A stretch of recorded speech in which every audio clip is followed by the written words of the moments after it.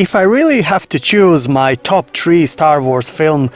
of Skywalker saga, without doubt they are Return of the Jedi, The Empire Strikes Back and Episode 3 Revenge of the Sith. This is Grand Moff Tarkin, and make sure to subscribe if you are new to the channel for future Star Wars content. Now, the great thing about Revenge of the Sith is because we get to learn a little bit more about other Darths, or about other Sith Lords, if you will.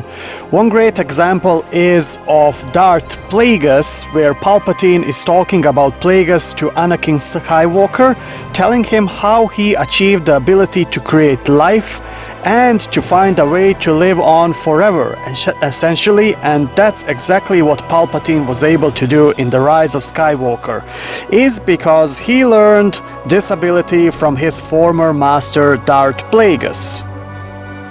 Now, this movie went through a lot of changes and adjustments. As we all know, back in 2019, in end of the summer into the early fall, is when a lot of changes were made to this movie, and we actually lost a lot of scenes in process because Disney and Lucasfilm wanted to create different tone for episode 9 for the overall audience to go ahead and see this movie in different light. Originally, this movie, was getting a lot of Jedi and Sith lore embedded within, and a lot of that was shifted over to the visual dictionary and novelization of episode 9. So Darth Plagueis, a lot of fans out here, including myself, love this character because who he is and who he is connected to Palpatine, of course. And so what's rather interesting about all of this is that it explained during the months of August and September and October is when many reshots and rewrites were done to The Rise of Skywalker by Disney and Lucasfilm in order to make the changes, in order to change overall structure of film to create brand new tone for the audience. Now, it's said that one of the big scenes that was deleted was explanation of Palpatine's survival and how it all had to do with Sith spirits within spiritual realm who are keeping Darth Sidious, or if I say alive and well, and Crane Machine was keeping body from rotting and moving around. It's the original scene of the explanation how Palpatine was able to live, is that many Sith spirits are combined with Palpatine's body, including Palpatine's own spirit as well, which makes up his entire conscious. It's said that though this explanation was deleted from film, it will be explained in the film's upcoming novelization that Darth Plagueis was able to live on in The Rise of Skywalker, and I said to be part of Palpatine. Now, it's said that J.J. Abrams came with the idea to make it known to the fans that Plagueis was able to live on in the form of spirit, and that this would play a major role in the famous line of a dialogue of episode 3 about Darth Plagueis. The entire scene was deleted from original cut of the movie and is now only being saved for to be explained for upcoming movie novelization, where it will be explained how Plagueis was able to transfer over into the spiritual realm after getting killed by the hand of his own apprentice Sheev Palpatine. This was JJ's way of including a major reference, the iconic Sith Lord by name, so let's go over a couple of parts about this.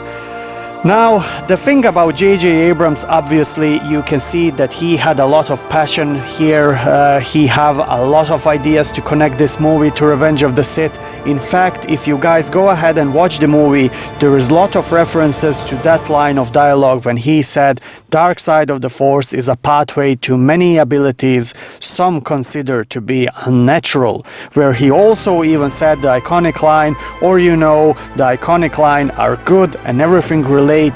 to that sense.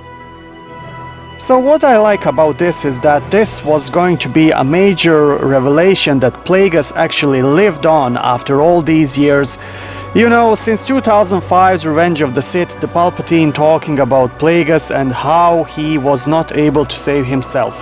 He actually find a way to eternal life, and that his own spirit, his conscious, if you will, was able to transfer over into the spiritual realm and is now part of Palpatine on the world of Exegol before his own death by the hands of Rey. So not only that Rey gets to kill Palpatine, she gets to kill all the Sith, literally all the spirits of the Sith, and I think that some of that really goes unnoticed, is that Rey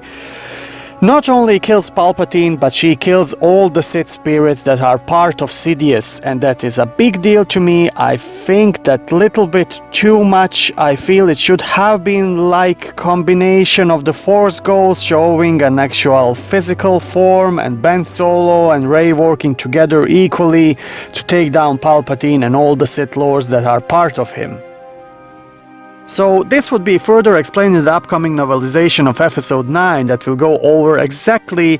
you know, how Darth Plagueis' spirit was able to actually become in existence and was able actually to transfer to Palpatine's body.